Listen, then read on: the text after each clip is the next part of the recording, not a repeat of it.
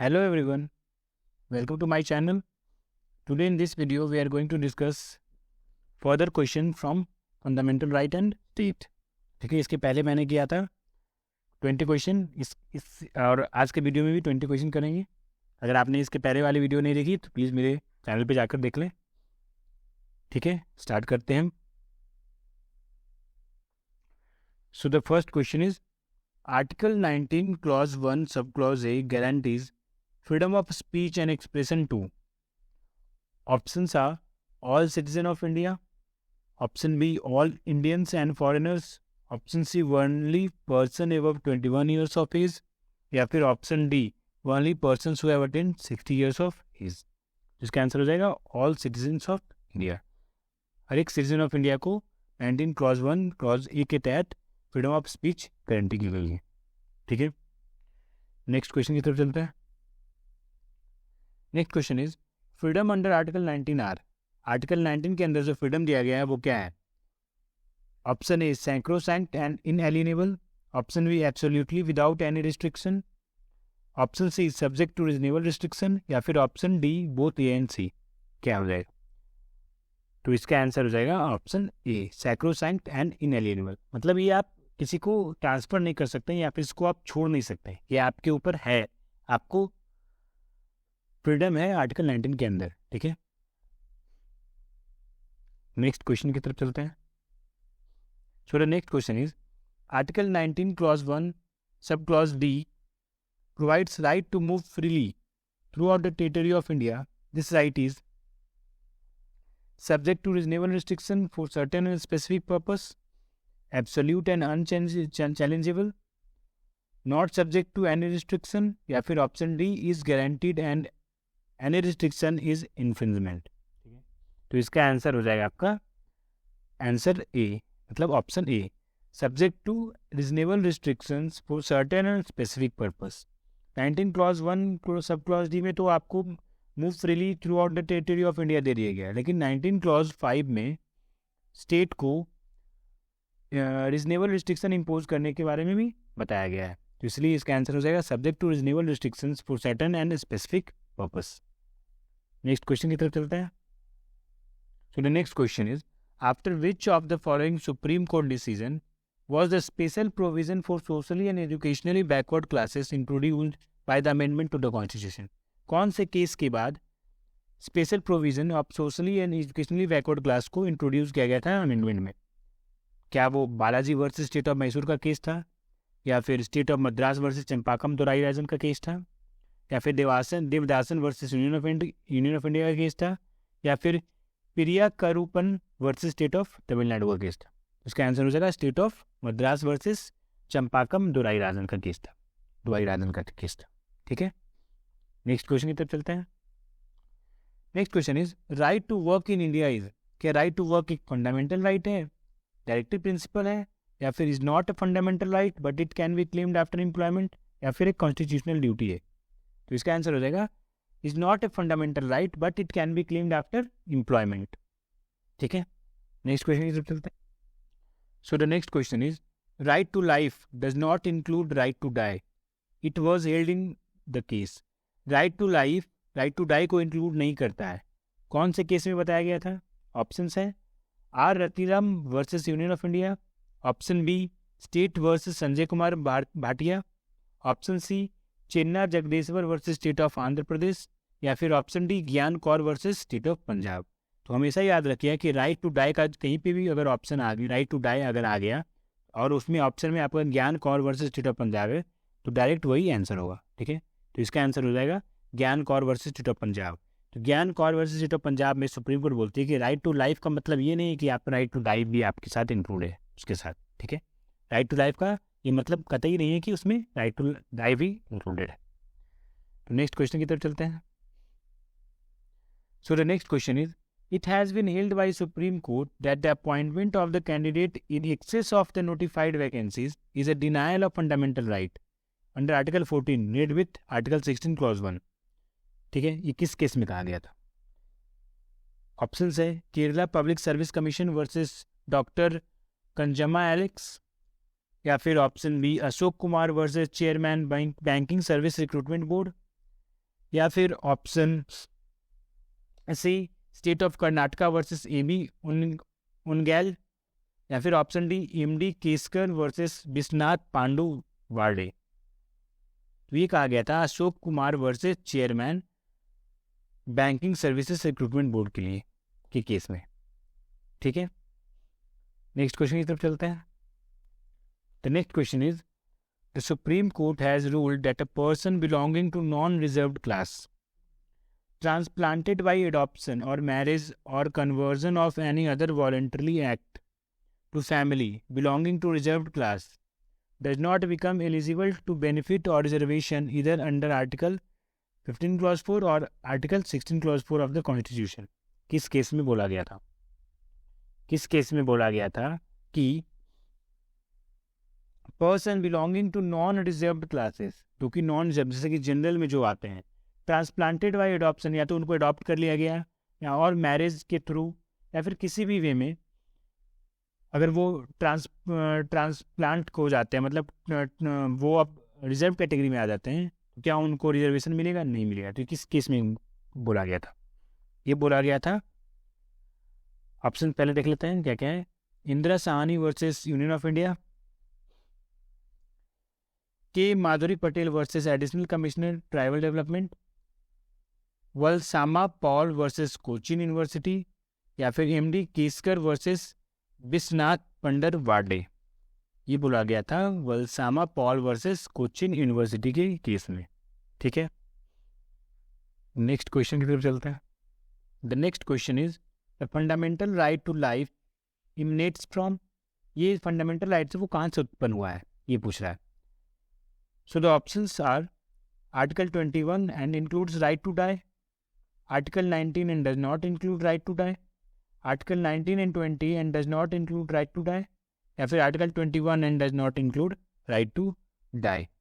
तो इसका आंसर हो जाएगा आर्टिकल 21 से लिया गया है। कहाँ से उत्पन्न हुआ है right, fundamental right of life? Article 21 से, and does not include right to die, जो कि Gian Kaur versus union of India के केस में बोला गया था। ठीक है, सॉरी यूनियन ऑफ इंडिया नहीं, स्टेट ऑफ पंजाब के केस में बोला गया था। Gian Kaur versus state of Punjab के केस में बोला गया था। ठीक है, नेक्स्ट क्वेश्चन की तरफ चलते हैं।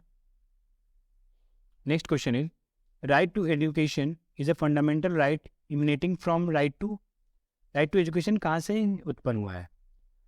ऑप्शंस है freedom of speech and expression under article 19 clause 1 sub clause A, या फिर cultural and educational right under article 29 and 30, या फिर life and personal liberty under article 21, या फिर equality before law and equal protection of law under article 40।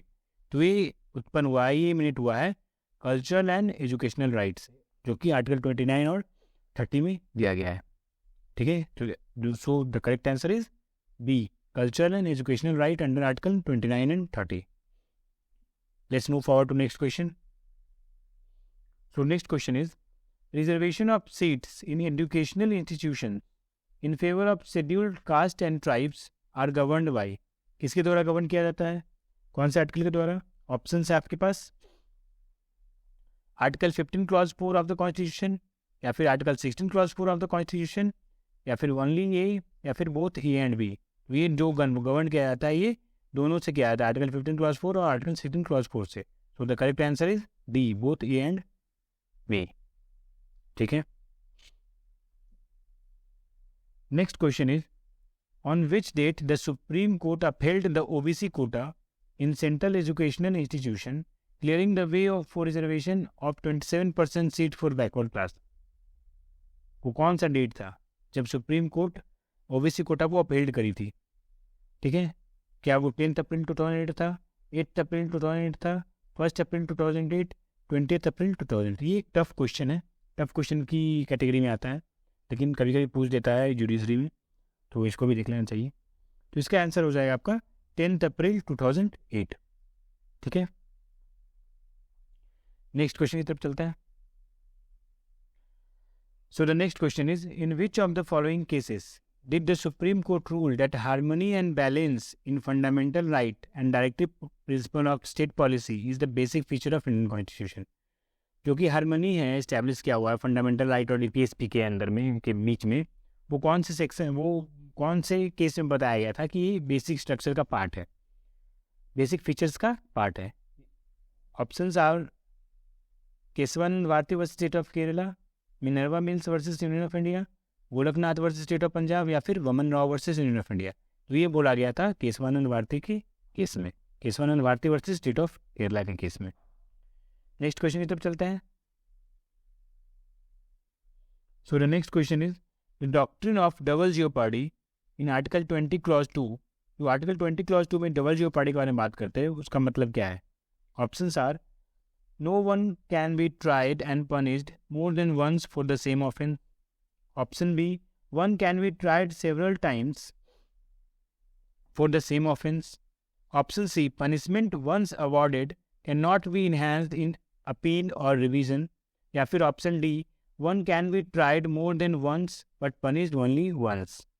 ठीक है, तो जो डबल जियोपार्डी की बात की जाती है आर्टिकल 20 क्लॉज 2 में, उसका मतलब होता है कि कोई भी इंसान एक ही क्राइम के लिए 2 बार पनिश नहीं किया जा सकता। तो इसका आंसर हो जाएगा option A, no one can be tried and punished more than once for the same offence. ठीक है, नेक्स्ट क्वेश्चन की तरफ चलता है। So the next question is the expression prosecution under article 20 clause 2 contemplate. Prosecution जो expression use किया गया उसका मतलब क्या है? Options are a person must be accused of an offence, the proceedings should not be under a law which creates offences, या फिर option C, guilt is not criterion for prosecution, option D, prosecution is possible only after the final verdict from the court। तो इसका answer हो जाएगा a person must be accused of an offense। prosecution का मतलब होता है कोई भी accused। ठीक है, नेक्स्ट क्वेश्चन की तरफ चलते हैं। So the next question is according to Article 22 Clause 3, fundamental right guaranteed to arrest persons in Article 22 Clause 1 and 2 do not apply to। किनके ऊपर अप्लाई नहीं होता ये article? Options are enemy aliens, option B persons arrested or detained under any law providing for preventive detention, option C none of the above, या फिर option D both A and B are correct। तो इसका answer हो जाएगा आपका answer D, both A and B are correct। मतलब person arrested और detained under any law providing for preventive detention, अगर कुछ ऐसा हुआ है तो उस केस में भी, या फिर एनिमी एलियंस के केस में भी ये वाले राइट नहीं दिए जाते हैं, मतलब उन पे अप्लाई नहीं होते। नेक्स्ट क्वेश्चन की तरफ चलता है। So the next question is according to article 23 the following are prohibited. Article 23 किस बारे में बात करता है? तो आर्टिकल 23 जो है वो फोर्स्ड लेबर के बारे में बात करता है। ठीक है, तो ऑप्शन देखते हैं। Traffic in human beings, beggary, slavery and bonded labour, या फिर option B monopoly of trade, option C sale of incenses, option D visit to territories infected areas. तो आर्टिकल 23 बात करता है ऑप्शन ए के बारे में, मतलब traffic in human being, beggary, slavery and bonded labour के बारे में, जिसको प्रोहिबिट करता है। ठीक है, आर्टिकल 23। नेक्स्ट क्वेश्चन की तरफ चलता है। The next question is the expression minority in article 30 means any community which is. जो आर्टिकल 30 में माइनॉरिटी एक्सप्रेशन दिया गया है उसके अकॉर्डिंग कौन सा कम्युनिटी माइनॉरिटी के अंदर आएगा? Options are less than 50% of the population of a particular state as a whole, या फिर 40% only, option C it is determined on the basis of entire population of the country, या फिर option D none of the above. इसका answer हो जाएगा option A, less than 50% of the population of the particular state as a whole। So the next question is doctrine of self-incrimination enacted in Article 20 Clause 3 means। 20 Clause 3 में जो self incrimination के बारे में बात की गई है वो क्या कहता है, मतलब उसका मतलब क्या है? ऑप्शन है no person accused of an offense can be compelled to be witness against himself, या फिर option B no person accused of an offense can be compelled to be witness against others, no advocate accused of an offense can be compelled to give evidence against himself, या फिर no person accused of an offense can be judged against himself। इसका answer हो जाएगा आपका option A, no person accused of an offense can be compelled to be witness against himself। कोई भी अपने लिए विटनेस नहीं बन सकता। मेनली इस बारे में बात करता है सेल्फ इंक्रिमिनेशन। ठीक है, जो कि आर्टिकल 20 क्लॉज 3 में बात की गई है। ठीक है, नेक्स्ट क्वेश्चन की तरफ चलते हैं। So this is the last question. Last question बात करता है constitutional 86th amendment 2002 inserted a provision for right to education which provides for that the state shall provide free and compulsory education to all children in such manner as state may by law determine the age of such children should be. Constitutional 86 amendment के द्वारा जो कि compulsory education to all children लाया गया था, जिसके तहत उसमें कौन से एज ग्रुप ऑफ चिल्ड्रन के बारे में बात किया जाता है। ऑप्शंस हैं 7 to 12 years, B 6 to 14 years, C 12 to 18 years या फिर डी 12 ईयर ओनली। कौन से ईयर्स? तो आंसर क्या हो जाएगा? 6 to 14 ईयर्स के बारे में बात करता है। ठीक है, so this was the last question. I hope आपको ये वीडियो पसंद आई हो। अगर पसंद आई हो तो प्लीज़ मेरे चैनल को सब्सक्राइब करें और इस वीडियो को लाइक करें। तब तक के लिए अपना ध्यान रखिए, इसका अगला वीडियो जल्दी आएगा। ठीक है, थैंक यू फॉर वॉचिंग।